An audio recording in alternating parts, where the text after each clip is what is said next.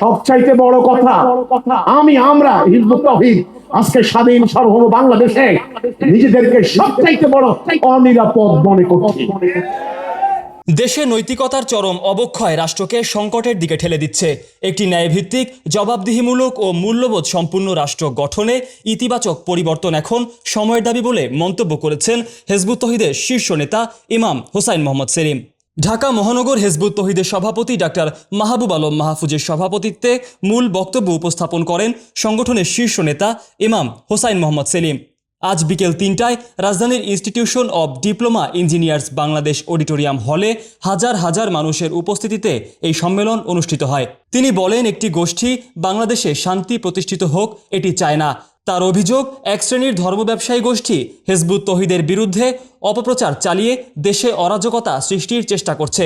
২০১৬ সালের নোয়াখালীর একটি ঘটনার প্রসঙ্গ তুলে হোসাইন মোহাম্মদ সেলিম অভিযোগ করেন, অপপ্রচারের জেরে তাদের সংগঠনের ২ সদস্যকে হত্যা করা হয়েছিল। তিনি বলেন, এই ঘটনার পরও তাদের বিরুদ্ধে অপপ্রচার অব্যাহত রয়েছে। তিনি আরও অভিযোগ করেন, আগামী ১ আগস্ট নোয়াখালীতে তাদের সংগঠনের বিরুদ্ধে একটি বেআইনি জনসভা আয়োজনের পরিকল্পনা করা হয়েছে। এ বিষয়ে সরকারের দৃষ্টি আকর্ষণ করে তিনি বলেন, হিজবুত তাওহীদের বক্তব্য বিকৃত করে সাধারণ মানুষের মধ্যে বিভ্রান্তি সৃষ্টি এবং সংগঠনের বিরুদ্ধে জনমত গড়ে তোলার চেষ্টা করা হচ্ছে। তাদের দাবি, সরকার বিষয়টি গুরুত্বের সঙ্গে বিবেচনা করে প্রয়োজনীয় ব্যবস্থা নেবে। আমার কথা হলো, আমি কি মিয়ানমারে বাস করি? আমি কি সিরিয়ায় বাস করি? আমি কি আফগানিস্তানে থাকি এখানে?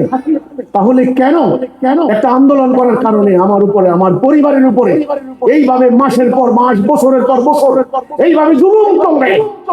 কি এইভাবে ২৪টা ঘন্টা একজন খবর নিয়ে আসে কালকে হামলা হবে, একজন খবর নিয়ে আসে আগামী মাসে হামলা হবে, একজন খবর নিয়ে আসে ওই এরা অমুক মসজিদে মিটিং করছে, অমুক মাদ্রাসায় মিটিং করছে, তোমাদেরকে উচ্ছেদ করে দিবে।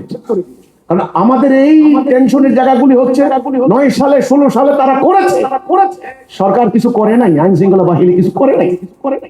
এইবারে আমাদের প্রশাসন বলেন কি ১৬ সাল আর ২৬ সাল এক না। ঠিক আছে, আলহামদুলিল্লাহ, আল্লাহ শুকর। আমরা সরকার প্রতি আস্থা রাখতে চাই।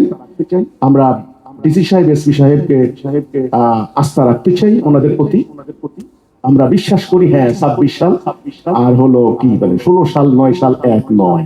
সম্মেলনে আরও উপস্থিত ছিলেন সংগঠনটির যুগ্ম সাধারণ সম্পাদক ও নারী বিভাগের প্রধান রুফায়দা পন্নী, যুগ্ম সাধারণ সম্পাদক মশিউর রহমান, যুগ্ম সাধারণ সম্পাদক ও স্বাস্থ্য বিষয়ক সম্পাদক উম্মত তিজান মাকদুমা পন্নী, যুগ্ম সাধারণ সম্পাদক ও তথ্য সম্পাদক SM শামসুল হুদা, বরিশাল বিভাগীয় আমির শফিকুল আলম উকবা সহ সংগঠনের বিভিন্ন পর্যায়ের নেতাকর্মী ও সমর্থকদের উপস্থিতিতে হলরুমটি কানায় কানায় পরিপূর্ণ হয়ে ওঠে।